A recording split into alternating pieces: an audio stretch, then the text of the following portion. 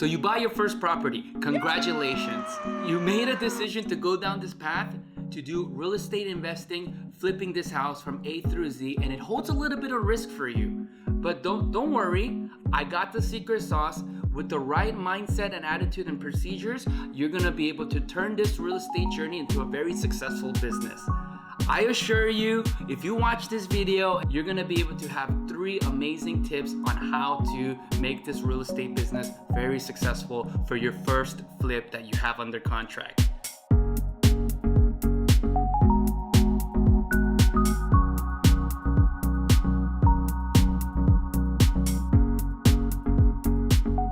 By the end of this video, you're gonna have 3 steps on how to flip your property from beginning to end. This is the second video on how to flip homes. The link will be in the below description. Click on it, take a look. I go over some other content there that might not be in this video. If you watch all of them, you're gonna be able to make some serious cash. When I started this business about 4 years ago, there was a time where we didn't do our pre-construction process and it kind of bit us in the butt, right?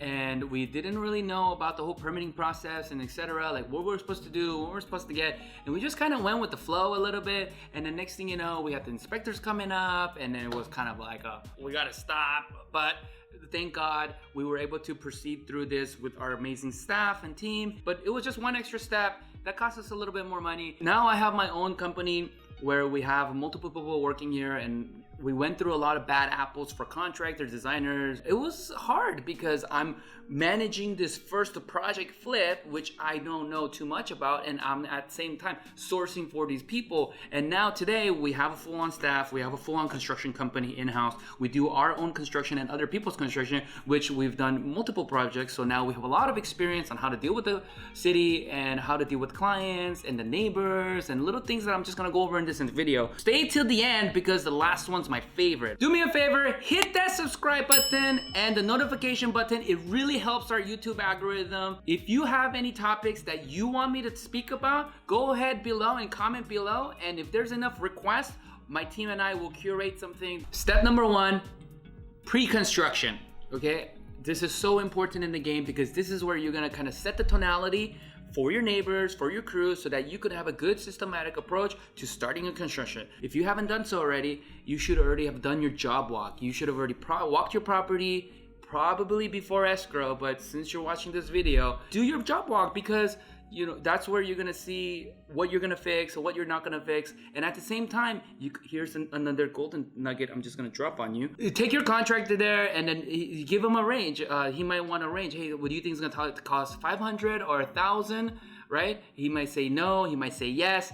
If he says no, then go to the next tier, maybe 1,000 to 2,000. So you get the idea. You're gonna play this. It might take a little practice, and this is how we negotiate. Do your job walk, do quality control. This is where you're gonna take photos of the property. This is where you're gonna make your scope of work. You're gonna bring your designer. You're gonna bring your contractor. So you have control. You are the investor. You just bought this property. You have total control of the property. Another thing you want to create is a good scope of work. This is the composing book to the Mozart, for example, right? This is the screenplay to the movie. Maybe you want to demo your bathroom because bathrooms are another sizzle feature. People are like, wow, look at this amazing bathroom. Like, look at this bathroom with this crazy chandelier in it and like switched out bathroom. Or you can look at this bathroom. Don't put 2 toilets in a bathroom because that doesn't make real sense, right? You want to have a good scope of work written as detailed as possible so you can give to your contractor, your designer, people on your team so they can help you. This is your vision. This is you as the real estate investor. This is your vision. You bought this property. What is this gonna look like? The more you can put pictures, a good way is to go on the internet and type in kitchen, remodel, whatever, and pick pictures that you resonate. Go to open houses. Go to open houses and take pictures of the stuff that you like. Another thing you want to do for pre-construction is your design concept. Now that you know what you want to do, you want to go online and pick these pictures, find actual items like the cabinet, the faucet. You want to be detailed as possible so that your contractor could give you a more accurate bid. Another step is in the pre-construction game is getting permits. Okay, this is something very important. So building and safety is the department from the city that you are going to go and ask questions about getting your permits and what kind of permits you need to get, and also if you need to submit plans, you need to get anything signed off, you might need to get a land survey. So go to your city and ask them, hey, I want to get your scope of work. I just mentioned the other bullet points that I have here, right?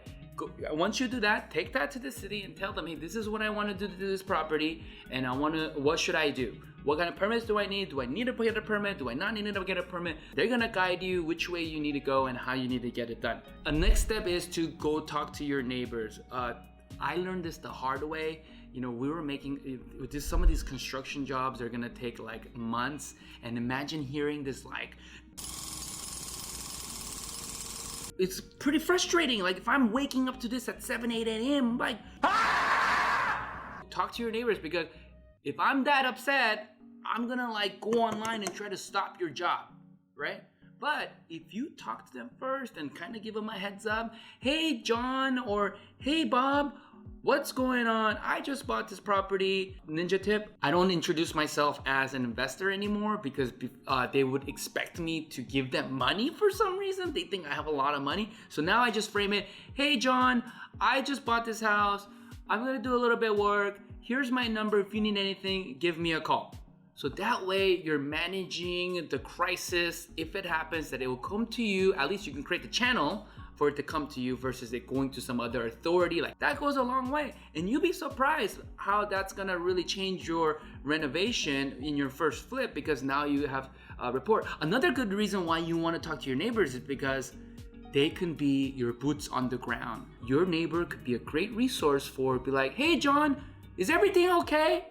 Or they might call you, hey, there's somebody here at 10 p.m. It looks like they're taking all your appliances. Oh! Step 2, what you need on site, guys. What do I mean by this is there are a couple things after you do your pre-construction you're gonna need to have ready so that you can operate and move forward with your first fix and flip. And the first one I like to call it is mobilize on projects. What do I mean by this is by maybe you need utilities, right? You just bought this house, so you got to transfer the utilities to your name. So that's like one thing that we do all the time. You need power and water to operate some of the machinery and to do your remodel as you need, right guys? Another thing that you want to mobilize on your property is like you might have like workstations. Like you might have this area to cut. This is more for advanced construction skills and knowledge that I'm gonna share with you. But sometimes what we do at our job site is this is the designated area where we're gonna weld, and we're gonna have all our welding equipment here. This is the designated area we're gonna cut our wood. This is the designated area where we're gonna do our tile, etc., whatever. So that's just giving you an idea. So we'll have workstations so that we are not constantly having to move tools and power and water. Imagine the inefficiency and issues. So we just have just one area. You just go there, you do your thing, and then you go install it into the property. Another thing you want to check, depending on your scope of work and what kind of work you're gonna do, is what kind of equipment and tool rentals that you're gonna need. Some of these get booked up pretty well. Like if I go to Home Depot or your local hardware rental place store, like there might not, like it's like high in demand. Everyone wants to fix homes. What you wanna do is be prepared and check with your local hardware or tool rental stores. Go online, search it, and you might not know what you need, so that's okay. Then you can ask your contractor. The next thing is materials. Materials are really important because that's literally what's gonna build your house. The materials sometimes have a lead time. If you're ordering a bunch of lumber, there's like 20 other contractors or investors ordering lumber material. Okay, you're gonna be in queue and you're not gonna get it in one day. It might take 3 or 4 days for it to be delivered to your job site, right? So plan ahead with materials. Another thing you want to do to help you with what you need starting off is you want to have your trash removal ready. Maybe you might want to have a dumpster there, or a person that's gonna have a big truck to haul away your trash, because if you're buying this property, the first thing you're gonna be wanting to do is demolition. So when demolition happens, you wanna get all the old stuff out so you can put the new stuff in. So you wanna have trash removal in place. There's times where your demolition company will handle all the hauling of the trash for you for a little bit of an extra fee, and that might be worth it for you because you're not having to deal with the stress and headache. And the next thing you wanna have is toilet and water, because if you're demoing a lot of the stuff in there, like where do you go to do your number 1 and 2? So imagine you don't have a toilet and one of your guys that are working the reconstruction team has to go and down to like the street to Burger King or McDonald's, and then they're back 30 minutes later and you're paying for their time. So that sounds very inefficient, and as a real estate investor, you want to look for ways to make things efficient and save money. So you want to have that mindset and you want to get a toilet there. There's something called a porta potty or rent a toilet, you want to call it. Check out my friend's company, SoCal Industries.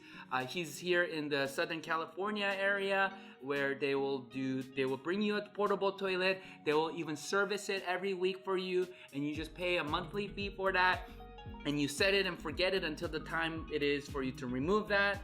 Or another option is if you have a good contractor and he can just take care of all that for you, that's probably your best bet, so you don't have to deal with it if you don't want to. But if you're like me and you want to save a couple bucks, just do it yourself. Another thing you want to think about and have is fence. You want to have your property secured, because for safety reasons and also for theft and burglary, most of your portable toilet company will also be able to put a temporary fence. They'll come out and install it. You let them know how many linear feet you need to do. Give them a call. They'll walk you through it. Again, SoCal Industries could do all this for you. One phone call, you can knock out 2 birds with 1 stone, okay? Another thing that's really important that you want to have is locks. You want to change your locks, and having locks and having your property secured, because maybe the previous person still has access to your property because the keys and the locks are all the same. So immediately, the first thing that I wanted to do, which I saved for last because this is the best one, is to secure your property. Step 3, breaking ground, guys. This is where literally demo's happening, your foundation is being dug out, your framing's going in, you got like multiple people here, guys. This is so important that you are here at the job site at least, especially if you're starting off. You want to go to your property once a day to maintain and monitor this and record it and take pictures if you need to, because some of these banks that you want to borrow money from, they're going to want you to document the process so that they can give you more money. Go to the job site so you can verify all this. At this point, demo's already been done and you're already working on some foundation things. We want to build always the house from ground up, okay? And foundation is probably going to be the next thing you're going to do. But if you have no foundation work, that's fine. You can go straight into framing. If you don't open up any walls, or you keep the configuration of the way it is, then you're not going to really be doing a lot of framing work. Following your scope of work. So I mentioned them before. Again, I can't tell you again how enough. I sound like a broken mother, maybe like my mother, but have a good scope of work. Okay, guys? Know your scope of work and make sure you're following them, okay? The more detailed it is, the better it is your scope of work, okay? At this point, you're implementing your scope of work. So again, you might already be demoing, you might be framing, you might be doing foundation work. Maybe, again, if you're not doing these 3 things, you're straight away taking out the cabinet, putting new ones in right now, getting the electrician out there, boom, boom, boom. That's so exciting. I love it. I love my job. So get it done and be there to monitor it, take pictures, do quality control. You want to get inspections in the process and all this, and follow your scope of work. All right, that's the end of the video. And if you really liked what you saw here today, guys, do me a favor, hit that like button. It's gonna really give me a lot of energy and see all the love that I see out there from you guys. Help us to make these videos that we spend a lot of time and energy into. And go ahead and again, comment below what you want to hear about, the next topics you want to see me talk about real estate, or whatever you're curious about. Smash that like button, just karate chop it, ninja kick it, tell your sister to watch, or your cousin, and everyone, because it's good information and content that everyone should know that I love to put together. Stay tuned and come back to my channel weekly, because we're going to be dedicating to putting 10-minute videos about future videos about investing and flipping homes. So stay tuned for those coming up soon too as well. And again, coming to you live from 5 Star Family Homes and Andy Joy Official, over and out.